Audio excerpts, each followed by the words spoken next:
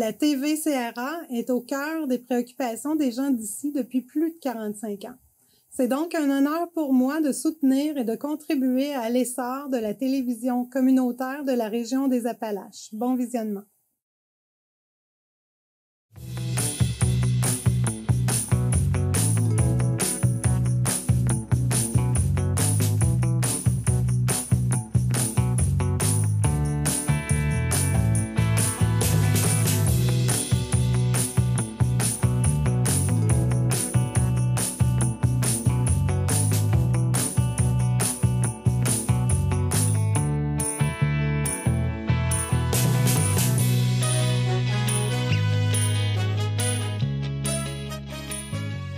Madame, Monsieur, bienvenue à votre émission habituelle d'information Appalaches en quelques mots.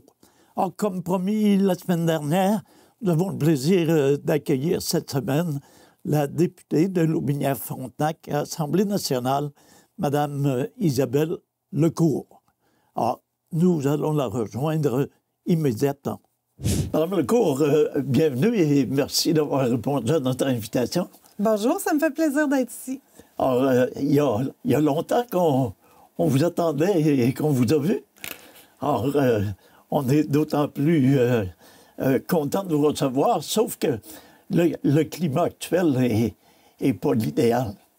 Bien, moi, ça me fait plaisir d'être ici. Puis, ben, c'est certain que l'invitation avait été lancée depuis un petit bout de temps. Je suis toujours sur le terrain, mais on avait de la misère à trouver un moment pour que je vienne à la télé communautaire.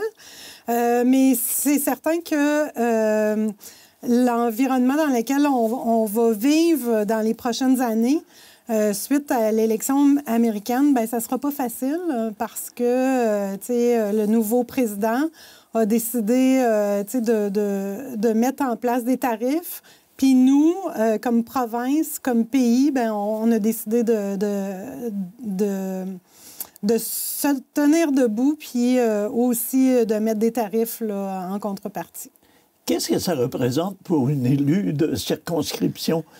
Et là, je ne parle pas des ministres, je parle des députés à l'Assemblée nationale. Est-ce que vous avez un rôle particulier à jouer? Bien, moi, je vais vous dire, là, je me sens... les gens n'aimeront pas ça, entendre ça, là, mais je me sens dans la même situation que pendant la pandémie. On était dans une situation de crise, puis je sens la même chose. Mon rôle, ça va être d'être sur le terrain, de voir ce que les citoyens ont besoin, nos entreprises, puis d'amener ça au caucus, puis d'en parler au premier ministre pour qu'on puisse, que l'aide financière dont les entreprises, les citoyens ont besoin, bien, ça reflète les besoins sur le terrain.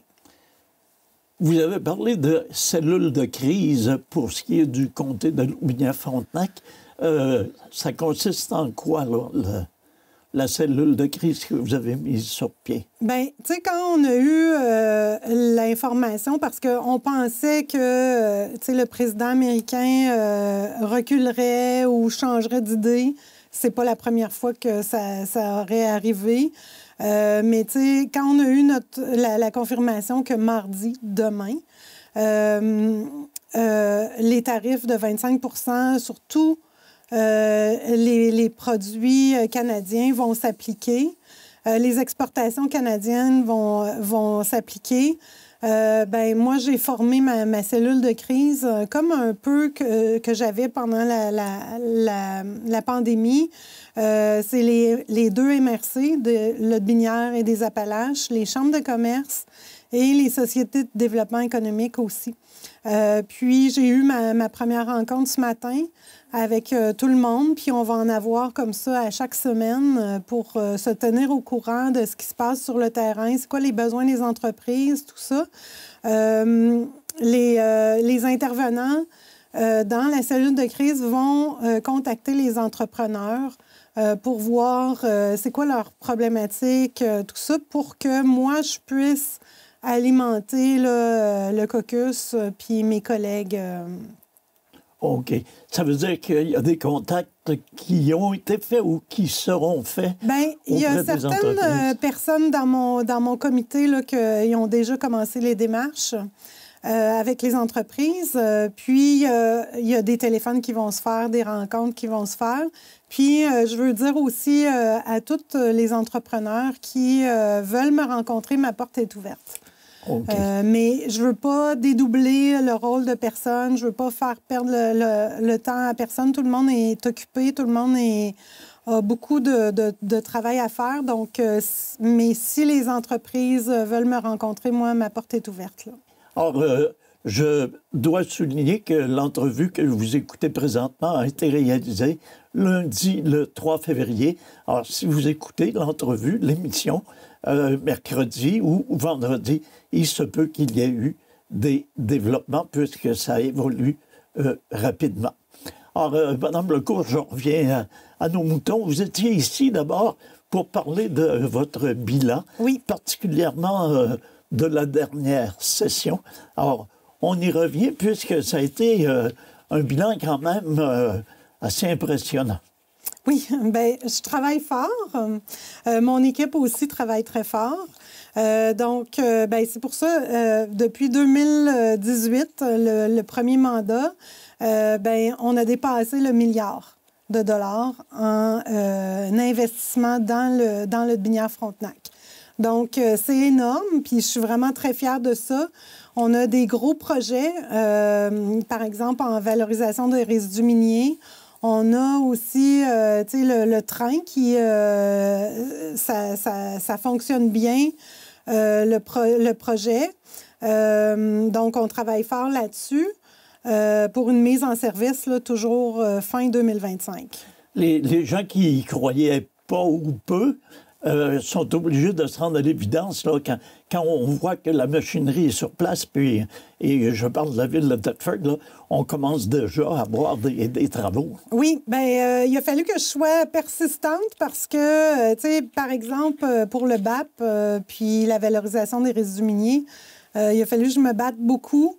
Le plan aussi, le plan de gestion des résidus miniers, mais finalement, je suis arrivée à mes fins, puis là, on voit qu'il y a beaucoup d'effervescence dans la région, puis que ça se développe, les gens travaillent ensemble. Donc ça, c'est mon plus gros cadeau, là. Et quand on parle de résidus miniers, est-ce que la crise actuelle des tarifs va être un frein ou, au contraire, va accélérer la situation? Bien, les minéraux critiques et stratégiques vont être très importants. Donc, moi, je pense qu'il va y avoir des opportunités pour nous là, dans cette crise-là. OK. Donc, c'est pas inquiétant de ce côté-là, ou moins? Bien, je veux pas non plus minimiser les impacts de la crise dans laquelle on va se trouver dans les prochains mois, prochaines années. Mais je pense qu'on peut, au niveau des minéraux critiques et stratégiques, on pourrait tirer notre épingle du jeu. Vous avez parlé d'investissements qui frôlent le milliard ou qui dépassent le milliard. Est-ce qu'on pourrait parler de secteurs en particulier où vous vous êtes impliqué puis on a eu de l'aide? Bien, il y en a tellement que j'ai peur de m'éparpiller. Mais, tu sais, il y a eu beaucoup d'investissements en infrastructure, comme par exemple le centre sportif du Cégep. Il y a eu, du côté de la Binière, tu sais, le centre d'études collégiales affilié au Cégep de Thetford. Il y a des infrastructures récréatives, sportives, de plein air aussi qui ont été construites. Il y a vraiment beaucoup de choses. Il y a le train, c'est 447 millions de dollars. Il y a dans le transport en commun, le transport adapté, on met des sous. Il y a aussi la tech. Les municipalités ont eu ils vont avoir aussi énormément d'argent avec la tech. Le point de TVQ. Il y a aussi la construction de logements abordables. J'ai 2, puis bientôt 3 projets là, qui vont être en cours dans la région. Quand vous parlez de 2 projets en cours présentement, là, vous pouvez nous préciser? Bien, il y a le projet qui est en arrière, du Saint-Hubert. C'est énorme. Oui, vraiment. C'est impressionnant de voir il y a combien d'unités ben là, j'ai beaucoup de dossiers, fait que j'ai oublié le nombre d'unités, mais il me semble que c'est 70 quelques unités. Mais ça se peut que je me trompe. OK. Puis il y a un autre projet, lui, je pense pas qu'il a encore eu la pelletée de terre. Mais c'est près de l'hôpital, là, dans ce coin-là. Là. OK. C'est un petit peu du coq à l'âne, non? Mais vous avez fait découvrir notre région à plusieurs ministres et plusieurs personnages importants de votre gouvernement. Oui. Bien, c'est important pour moi de montrer à mes collègues, parce que je leur en parlais, de qu'est-ce qu'on est en train de faire au niveau de la valorisation des résidus miniers, au niveau, tu sais, pour leur montrer aussi toute la richesse qu'on a ici, là, en fait, de minéraux. Donc, puis je suis contente d'avoir fait ça dans les mois passés, parce que ça va être vraiment très important là, dans les mois qui suivent. Tu sais, que tout le monde sache c'est quoi qu'on a ici, puis qu'est-ce qu'on est en train de développer, là. OK. Alors, vous avez amené beaucoup de visites chez nous et... Je pense qu'il y avait... il me semble qu'il y a 6 ministres qui sont passés dans la région depuis le mois de juin dernier, là. C'est énorme. OK. Au niveau du transport collectif, la ville de Thetford a quand même reçu un montant pas négligeable. Oui, c'est un montant qui est quand même important pour améliorer le service. Puis c'est la ville de Thetford là, qui administre le service. OK. Et dans le secteur, parce qu'il ne faut pas l'oublier, dans le secteur de l'eau minière, il y a eu également de l'aide de ce côté-là. Pour le transport, oui. Il y a une boucle de transport collectif qui se fait. Puis, ben, c'est toujours à améliorer aussi là, pour rendre les services de plus en plus efficaces là, pour les citoyens. Puis, habituer les gens, comme par exemple les étudiants à aller au cégep avec le transport en commun, tout ça. Là. Donc, c'est ça qu'on veut faire. Vous avez toujours une responsabilité aussi, je dirais, qui est connexe à votre rôle de député, et c'est celui de la violence et au niveau également des étudiants. Vous avez des rôles particuliers, là. Oui, je suis adjointe parlementaire du ministre de l'Éducation. Puis, ben, c'est ça, les dossiers que j'avais demandés, c'était la violence chez les jeunes et dans les écoles, l'intimidation aussi. Puis là, je travaille sur le civisme, la réussite des garçons. Je pense que c'est vraiment très important. Puis, au niveau, je suis aussi adjointe gouvernementale de la ministre de la condition féminine. Je travaille sur la violence conjugale. Puis, c'est ça. Donc, c'est les dossiers sur lesquels je me penche. OK. Si je vous demandais de qualifier la situation dans ces domaines-là, est-ce que ça s'améliore ou c'est... Bien, tu sais, la violence conjugale, j'en ai moi-même vécu, là. Je pense que ben, c'est un fléau qui est important. Je pense à travers le monde que c'est important. On ne pourra pas l'enrayer complètement, mais c'est important de faire de l'éducation, de la sensibilisation, de mettre toutes sortes de moyens en place pour aider les victimes, puis aider aussi les auteurs de violence parce que ils ont un problème, là. Donc, il faut pouvoir les aider pour que ça cesse. OK. Quand vous parlez d'aide sur le terrain, ça veut dire quoi? Bien, on a remis de l'argent pour les organismes pour hommes.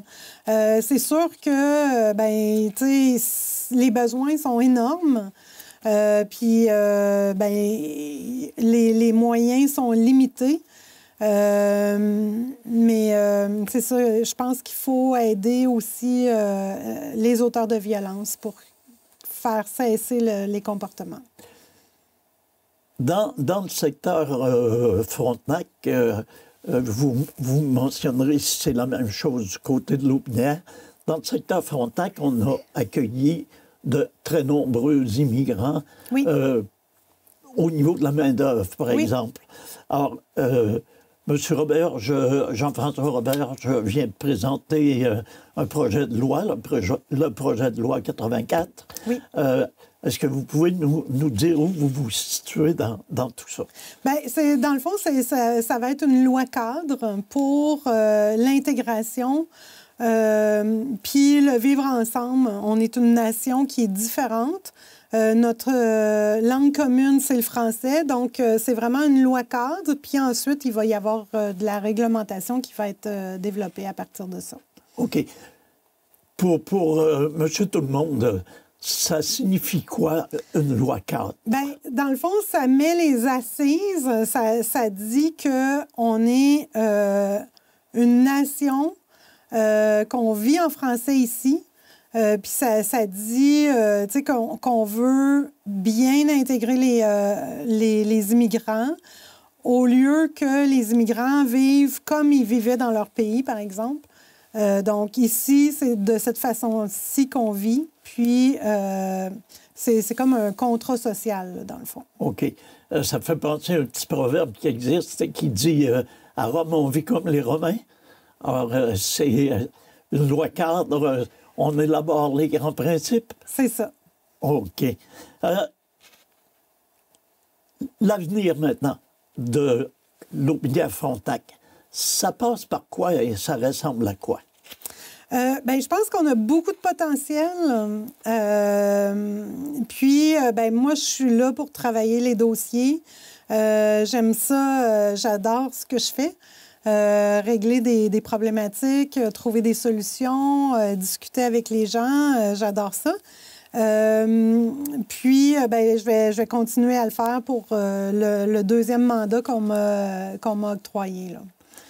Vous nous avez habitués au début de chacun de vos mandats à dire moi, mes objectifs sont les suivants. Alors, si je vous demandais, il y a une session qui vient de s'ouvrir, vous avez quoi comme, je dirais, comme objectif? Bien, comme objectif, tu sais, on sait, là, avec les tarifs de 25 qui vont être imposés, ça ne va pas être facile pour les entreprises. Puis, au niveau des emplois, tout ça, moi, je veux être sur le terrain pour aider les gens. Aussi, ce que j'avais dit au début de mon deuxième mandat, je veux développer la région. Donc, ça, c'est un engagement. Puis, un autre engagement que j'avais pris, c'est d'améliorer l'accès aux services de santé. Ça, c'est pas facile. J'ai eu des rencontres avec les gens qui travaillent à l'hôpital. Ils m'ont fait part de pistes de solutions. Puis, je suis en train de regarder ça. Vous savez, il y a Santé Québec aussi qui a été mis sur pied. Là, je suis en train de regarder comment on pourrait... puis, qu'est-ce qu'on peut faire pour améliorer l'accès aux soins de santé. Puis, je fais partie aussi du comité santé qui a été mis sur pied par le ministre de la Santé. Toutes mes communications avec le personnel en santé vont m'aider à proposer des solutions, là. Bon, j'aurais deux petites questions un petit peu plus pointues. L'accueil a été comment? L'accueil, bien, je pense que le personnel était très content que j'aille à l'hôpital pour discuter avec le personnel. J'ai eu une rencontre qui a duré pendant 2 heures, là, mais je suis très au fait de la situation. Puis je pense que le personnel en santé s'est rendu compte de ça aussi. Tu sais, moi, je suis pas quelqu'un qui est tout le temps sur les médias sociaux, qui dit qu'est-ce que je fais, ou ni à la télé, la radio, mais tu sais, je travaille. Je m'informe, tout ça. J'ai des rencontres avec le cabinet, tout ça, mais je ne suis pas tout le temps dans les médias pour dire « Regardez qu'est-ce que j'ai fait puis prendre des photos. » Je ne suis pas comme ça. L'accueil a été bon. On vous a fait part des doléances. Vous allez vous tourner de bord et les chances qu'on vous écoute mais de ça, c'est déjà fait parce que je me suis tournée de bord. Tu sais, j'ai rencontré le personnel avant Noël. Puis tout de suite après, je me suis tournée vers le 6 et vers aussi le cabinet de santé. Auprès aussi de mes collègues de Chaudière-Appalaches. Donc, on est en train de travailler là-dessus. Et cette semaine, j'ai mon premier comité santé avec mes collègues députés. Les chances que la situation s'améliore, vous les évaluez à quoi? Bien, tu sais, moi, c'est ça. C'est ça que j'ai dit au personnel en santé. Tu sais, moi, je veux pas faire de promesses. Je veux pas... que les gens soient déçus, mais j'ai pris comme engagement d'améliorer les soins de santé dans Lotbinière-Frontenac et je vais tout faire pour ça. Tu sais, moi, je suis vraiment... je travaille pour avoir des résultats, puis je suis vraiment tenace, fait que je ne vais pas lâcher jusqu'à la fin. Puis s'il faut, en tout cas, s'il faut, je vais reprendre cet engagement-là si les gens me donnent un troisième mandat. Mais j'espère que ça soit réglé avant la fin de ce mandat-ci. Ce qui veut dire que là, vous venez de nous confirmer votre retour lors d'une prochaine élection. Bien, c'est sûr, comme j'ai dit, j'adore ce que je fais. Puis je pense que j'ai du succès là, avec 1 milliard d'investissements dans la circonscription. Il y a beaucoup de choses qui avancent. Je pense que c'est certain que je veux me représenter en 2026, mais ça sera à la population de décider pour qui ils veulent voter, là, puis les représenter à l'Assemblée. Récemment, du côté de Lotbinière, vous avez relocalisé vos bureaux. Or, oui. Vous êtes passé de Saint-Apollinaire à Saint-Agapi. Oui. Il y avait une raison particulière? Bien, je ne peux pas parler de la raison parce que je ne veux pas mettre personne dans l'embarras, mais je n'avais pas les moyens de rester à l'endroit où j'étais. Donc, on a plutôt préféré déménager nos bureaux à Saint-Agapi, puis on est super bien. C'est très lumineux. Puis, dans quelques